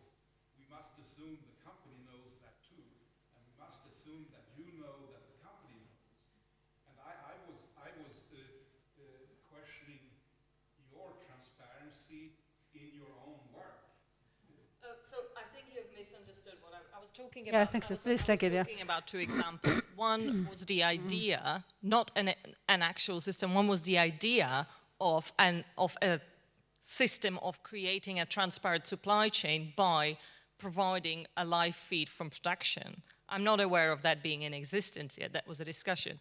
The other one I was talking about is a reporting mechanism, which is supposed to be a complaints mechanism that is in place and that is being tested by a large company. So there were two different things that I was talking about. Okay. Thank you very much. Yeah, we come to an end with this panel. I think, of course, I mean, like it's always like this with our experts round tables. We close for today, but we take it certainly. We take it on next year and in our continuous work, because there's much more to understand and much more to say. So thank you very much. Just maybe you stay a moment. I just wanted you to, for us, shortly to repeat. So what are the ways forward? You know, what would, from your point of view, not just the whole thing, could you level it down to one or two clear proposals, so that we would continue, or you would be able to continue in your work on this. Yeah. So Bärbel has already said something. Could you maybe repeat? I think this is quite important and interesting, and also, and one more thing on identification. You know, we have to be clear. This does not mean that we don't identify trafficking situations any longer. You know, because I had a discussion in Italy, for instance. So they are just allergic about the word identifying. So we have to be clear what we mean, you know, and if you could repeat that as a way forward. I would also ask perhaps Klara again. I would like to ask Radu what you would think, you know, on the future perspective. I would like to ask Kirill as a researcher also from university, and maybe last but not least also Peter von Bedlen-Falfi, as from the politics side, you know, is there something, because we should also not just discuss it among us, because those who decide, you know, it's politicians, it's programs at, of course, at national level, but also at EU level. So if you could shortly, for a few minutes only, do this in order to round up and look forward. Please, Bärbel. I assume that the live stream will be online for some time, so then people can watch it again. Very shortly, we need to re-engage, and we need to understand that migration and trafficking is not something that can be managed, but migration and also trafficking and a lot of social phenomena is something that we need to discuss, that we need to have a civil dialogue on it. We need to put it on the political agenda. And therefore, technology is not going to help us there. Technology can help us once when we identified some common goal. Secondly, I can highly recommend to create new alliances among civil society actors between anti-trafficking communities and digital rights activists, data protection activists, open sources activists. This is something that's really a very productive cooperation, and we need to reinvent and to strengthen civil society activities in general in this regard. Okay, thank you very much. Klara? Well, I think we still will live in a real world, and we live in a real world. And I think we need to bring it back down to the concept of decent work. And decent work only means that there are actual real jobs for people that pay real money, that can bring food to the table. It's as simple as that. And the question is, you know, if there is technology that can help do that, great, but technology is not going to deliver food on people's table. And that's the bottom line. So I think we need to sort of bring the excitement down a little bit and actually understand who is behind the data. What does the statistics tell us? What do the numbers tell us? What do the tools and risk management systems actually do to reduce the risk of exploitation and create a situation of decent work? So I would say again, you know, make sure that we match the reality with the reality with the virtual reality. Okay, thank you very much. Radu, can I ask you to say from your point of view? And then Kirill, and then Peter von Bedlen-Falfi. Well, I would say that indeed, technology will not solve trafficking. It will not identify the victims itself. Technology is something here to complement our past efforts, but we don't have to be afraid to embrace technology. We don't have to be afraid to use it, and we don't have to be afraid to experiment it, and especially put accents on economies of scale and using technology as a force multiplier to not solve one or two cases, but try and end the phenomenon of trafficking as it is. So that's my comment. Okay, thank you very much. Kirill, from your point of view? Thank you. I think that I agree probably with what Klara and Bärbel just mentioned, that the scale of changes that are coming and that we are facing with the people on the move in places where they were not, the climate change is coming, and there are concerns that, current migration crisis, as they describe it in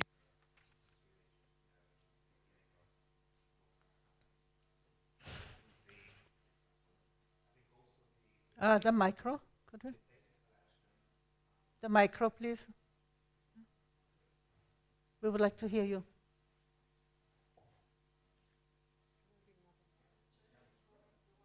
Oh, you get another one.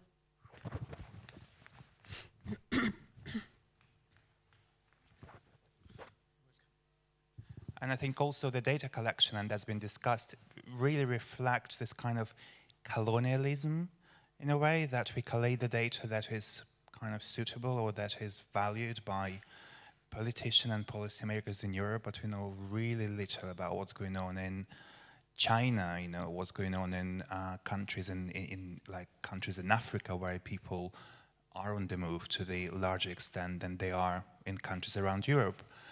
So I think that technology could be useful, but I don't think that the policymakers and we as a society realize the scale of the changes that are upon us. So, but in a way, it should not deter practitioners from developing useful apps like that, because even if you assist 20 people, it's still worthwhile.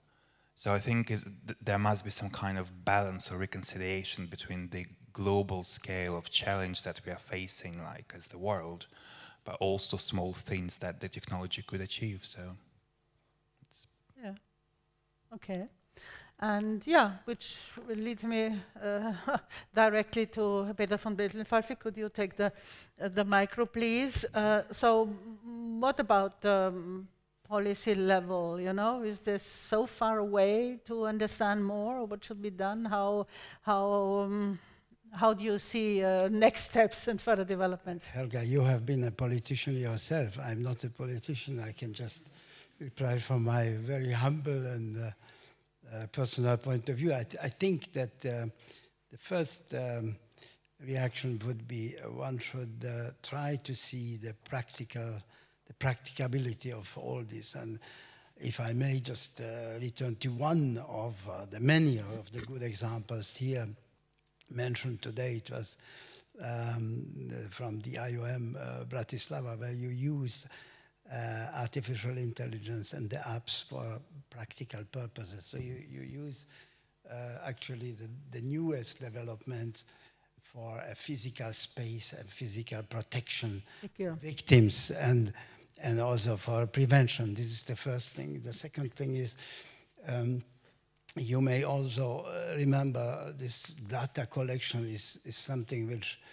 if you follow the developments in this field, you cannot listen to this anymore, because the first project which we had, first program, first approach by the European Commissioner at that time is this Gradin.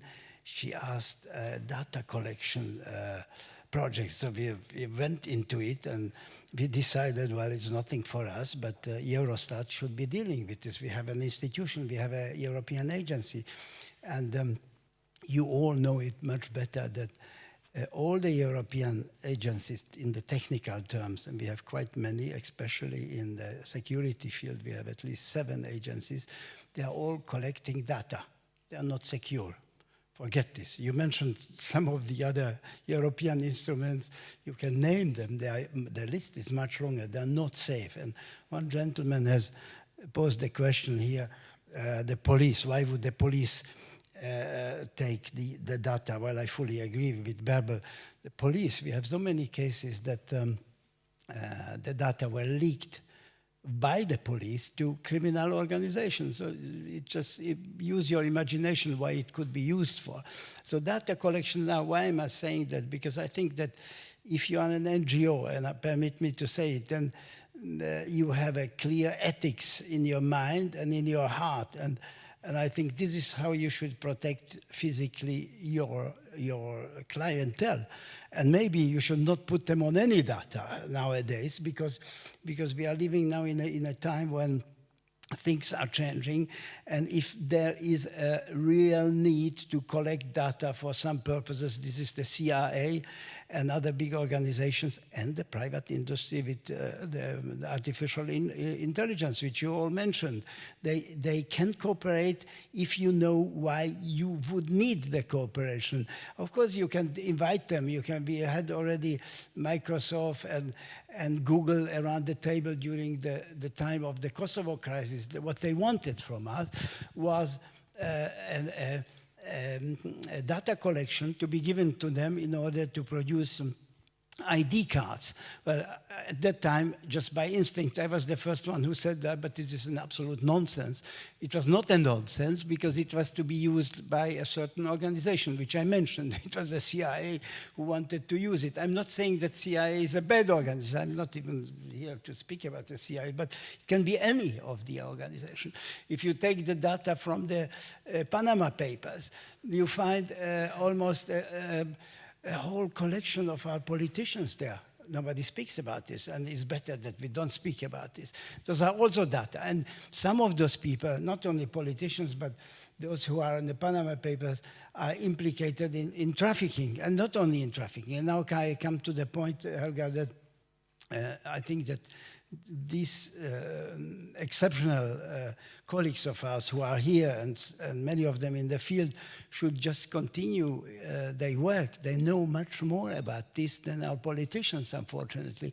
Our politicians, and you know it very well, unfortunately, what they want is a clear-cut situation now to put all these categories of people and if you like, victims into the category of illegal migrants and get them out of the country, or get them dismissed from the statistics and dismissed from the financial and budgetary implications, because it's bad, it's problematic, they don't want to deal with this. Unfortunately, this is the situation. On the European level, we have at the moment these particular budget lines or issues which are being dealt with. Like today, this portfolio is distributed amongst 3 commissioners. One of them is a British one, who will probably not be there anymore after the Brexit. But there is no tendency at the moment, if you ask me, to improve some of the competencies, to improve the coordination amongst the agencies. You have, we mentioned the data collection, we mentioned cybercrime. Is still the link, was today not quite mentioned because there are some points which are not clear. But there are, as I said, at least 7 agencies dealing with this issue, and the coordination is miserable. I can tell you, it's worse than it was in your times. But I'm an optimist because now the pressure is so strong that something must happen. And I just would hope that nothing cataclysmic happens in the next European elections, and that such issues like migration and organized crime and protection of victims, especially in the concept of the European human rights, will be given more priority. And for that, I think you are all responsible, because you have more knowledge and you can more influence the public opinion than you would think so. You would have to forge, and some of them, some of you said it, the cooperation and the synergy with the so-called transparency. But who is giving transparency? Those are the journalists. And we have to see how these new partnerships are being forged and issued and formulated between NGOs dealing with the victims of trafficking and those who are formulating the policies on cybercrimes. You have to, one last point, Helga, if I may, I think that one should try to influence the policies on your level to create to make the governments to create a facilitation of the dialogue, I must say it in a very moderate terms, the dialogue between those who are in this field, active in this field, and those who are formulating and developing artificial intelligence. This must be done, and I think this was said. And to Bärbel, who is a good advocate, I would say, you said something which I totally disagree. If migration cannot be managed, then it must be managed, sorry to say. I mean, it must be managed, even if it's if it would lead to some backlashes, but it must be managed, except the question is how to manage migration, not to be to the detriment of victims of trafficking. And this is exactly your points which you have to make.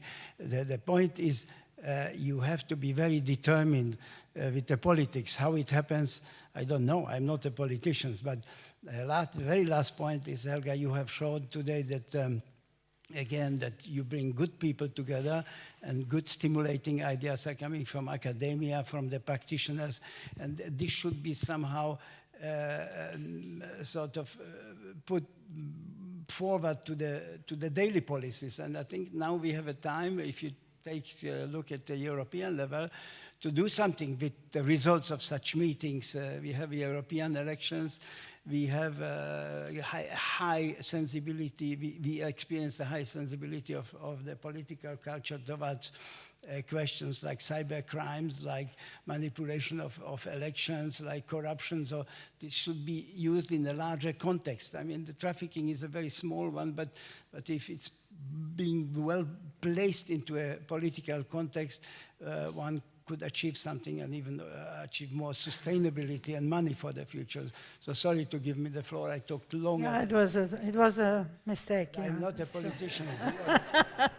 Thank you. No, okay, thank you very much. Yeah, thank you very much. So there is a perspective, of course, you know, there is, anyway, there must be a certain optimism. Yeah, we will anyway continue doing this. We will continue the discussion and certainly I know many of you, so maybe we can continue also next year on these and similar topics. Thank you very much. Thank you for this excellent panel. You said I have good people, now I have excellent people. You know, this is something I'm really proud of, you know, that we really have experts who know what they are talking about and can also be catalysts for others. We have a very short break now, just to take a coffee. And then all those who are interested, I know that especially some of you came for this special session on psychological health impact of human trafficking.